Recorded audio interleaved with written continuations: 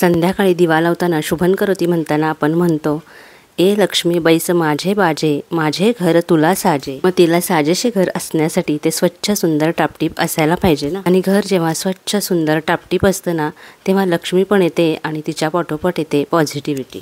घरामध्ये positive vibe निर्माण करण्याचं काम आपलं असतं.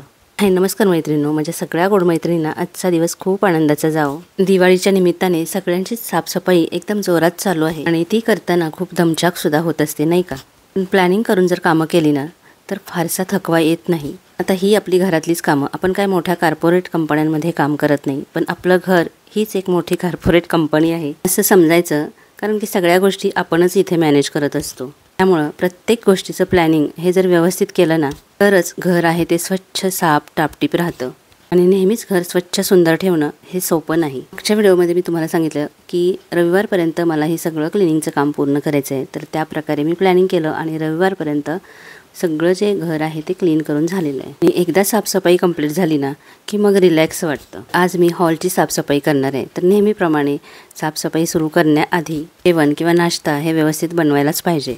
तर आज नाश्त्यासाठी मी इडली बनवलेली, मागच्या व्हिडिओमध्ये जी इडली बनवली त्याच्यानंतरचा हा दुसरा दिवस आहे.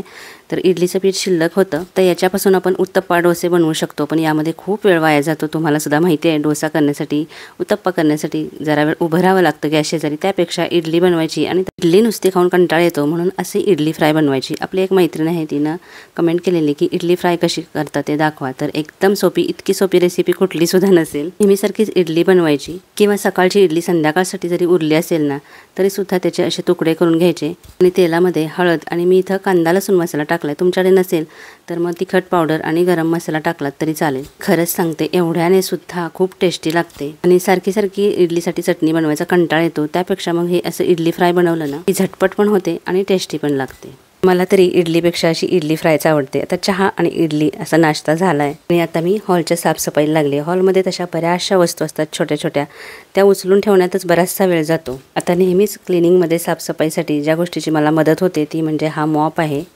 खरोखर ह्या मॉपमुळे ना क्लिनिंग करणं खूपच सोपं झालं आहे. तो मायक्रोफायबरपासून बनवलेला आहे, त्याच्यामुळे खाली जळमटं पडत नाहीत आणि त्यामुळं आपलं काम पण वाढत नाही आणि धुळीचा सुद्धा त्रास होत नाही. आता हॉलमध्ये जास्तीत जास्त डेकोरेशनच्याच गोष्टी असतात आणि त्या साफ करण्यामध्येच आपला बराचसा वेळ जातो. आणि ही जी जाळी जळमट असतात ना तर ती क्लीन करण्यासाठी याचा खरंच उपयोग होतो. कारण कधीतरी करून उपयोग नाही, अधूनमधून ना हे क्लीन करावंच लागतं. कारण आजूबाजूला कन्स्ट्रक्शनचं काम वगैरे चालू असतं, त्याच्यामुळे भरपूर धूळ अशी येत असते. त्यामुळं जाळी जळमटं ही होतच असतात आणि याच्यामुळे ती काढणं खरंच खूप इझी झालेलं आहे. खरंच दिवाळीची साफसफाई करताना आपल्याला कळतं की किती गोष्टी जमवून ठेवलेल्या आहेत आपण एक वर्षभरामध्ये, ज्याचा काहीही उपयोग नसतो. गेल्या 4-5 वर्षापासून मी एक रूल बनवलेला आहे, ते म्हणजे नको असलेल्या ज्या गोष्टी असतात ना त्या सरळ टाकून द्यायचा, त्याचा मोह मनामध्ये ठेवायचा नाही. जे कधी कधी आपल्याला वाटतं बघा की हा ड्रेस आहे तर तो मी जरा बारीक झाली की घालेन, एखाद्या साडीचा ब्लाऊज बसत नसतो तर त्याच्यावरती दुसरा घेईन मग तो वापरेन. पण आपण असं काहीही करत नसतो. एखादी गोष्ट म्हणजे ड्रेस, साडी, एखादी वस्तू आपण मागच्या 3-4 वर्षात जर वापरली नाही तर पुढे सुद्धा आपण वापरणार नसतोच.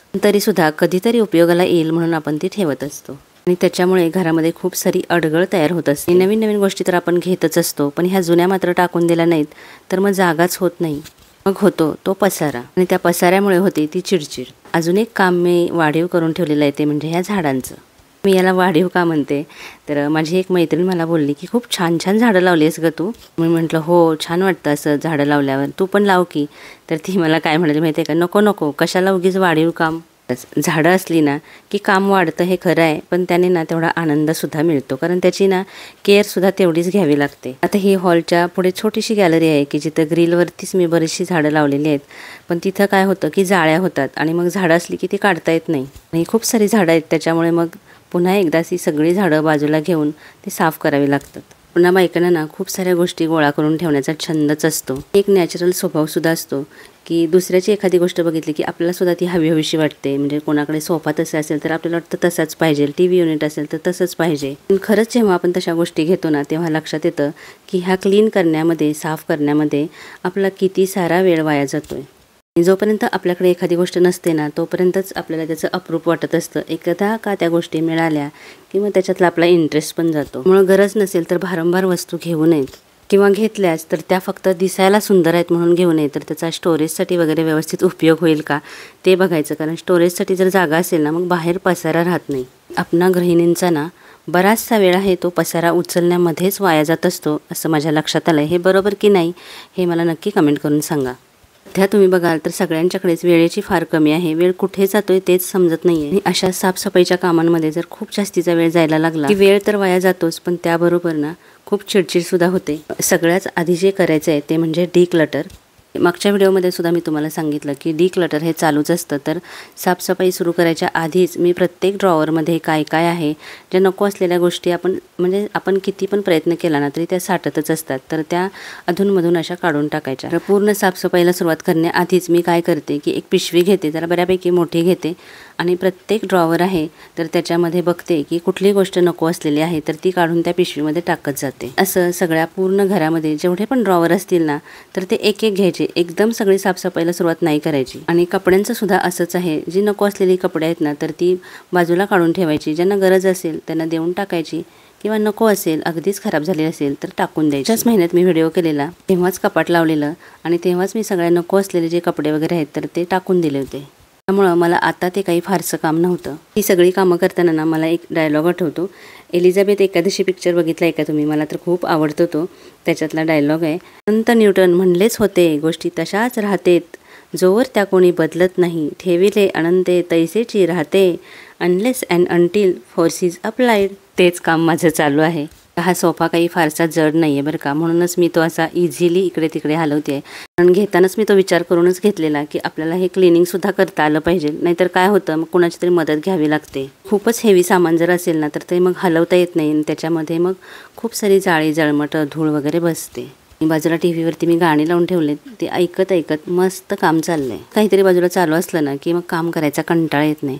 आणि मला असं वाटलं जास्त धूळ नाही आहे, कारण मागच्या महिन्यातच मी साफ केलेलं, पण खरं सांगते एवढी धूळ होती की नंतर मला ओढणी बांधावीच लागली. खरंच वरून घर किती पण साफसूफ दिसत असलं ना तरी जेव्हा आपण डीप क्लिनिंग करतो ना तेव्हा कळतं की किती धूळ आहे ती. आपल्याला ना बरेचसे छंद असतात, तसंच मला पण ना पुस्तकं वाचण्याचा छंद आहे. तर माझ्याकडे खूप सारी पुस्तकं होती, पण इथलं ना वातावरणच असं आहे ना, पुस्तक आपण साठवून ठेवूच शकत नाही, कारण सतत त्याला मग ना पुसत राहावी लागतात, त्याच्यावरती बुरशी वगैरे येते. तर आता तर अगदीच 6 पुस्तकं मी ठेवली आहेत. पुस्तकं किंवा पुठ्ठ्याचे जे बॉक्स असतात ना ॲमेझॉन फ्लिपकार्टवरून आलेले, म्हणजे ऑनलाईन काही खरेदी केले तर त्याच्यासोबत आलेले, तर त्याला ना जास्तीत जास्त कॉक्रोच होतात. त्यामुळं ऑनलाईन खरेदी केलेले बॉक्स असतात ना तर ते तर मी शक्यतो ठेवतच नाही. त्याचा ना एक विशिष्ट असा वाससुद्धा येत राहतो. याच्यासोबत ना मी पडदेसुद्धा काढलेले आणि पडदेसुद्धा धुवायचे होते. तर पडदे धुवायला टाकताना ना एखादी अशी दोरी घ्यायची आणि त्याने सगळ्या ज्या प्लेट्स असतात ना तर त्या अशा एकत्र बांधायच्या आणि मग मशीनला लावले ना तर ह्या प्लेट्स आहेत तर त्या खराब होत नाहीत. आणि हे पडदेसुद्धा मी ऑनलाईनच मागवले होते. खरंच इतकी छान क्वालिटी आहे ना, आणि रंग तर खूपच सुंदर. आणि कितीतरी वेळा मी ते वॉश केलेत तरीसुद्धा ना ची शाईन किंवा टेक्स्चरसुद्धा जरासुद्धा खराब झालेलं नाही. फायनली सगळी साफसफाई करून झाली, आता पडदे धुवायला टाकते आहे. आणि असं स्वच्छ सुंदर घर बघितलं ना की किती प्रसन्न वाटतं ना. जेव्हा आपण नको असलेल्या गोष्टी अडगळ वगैरे घरातून काढून टाकतो ना तेव्हा आपोआपच निगेटिव्हिटी निघून जाते आणि घरामध्ये पॉझिटिव्हिटी राहते. आजचा व्हिडिओ कसा वाटला हे नक्की कमेंट करून सांगा आणि नेहमीप्रमाणे लाईक करायला अजिबात विसरू नका. पुन्हा भेटूया अशाच एखाद्या छानशा व्हिडिओसह. तोपर्यंत खुश राहा, आनंदी राहा.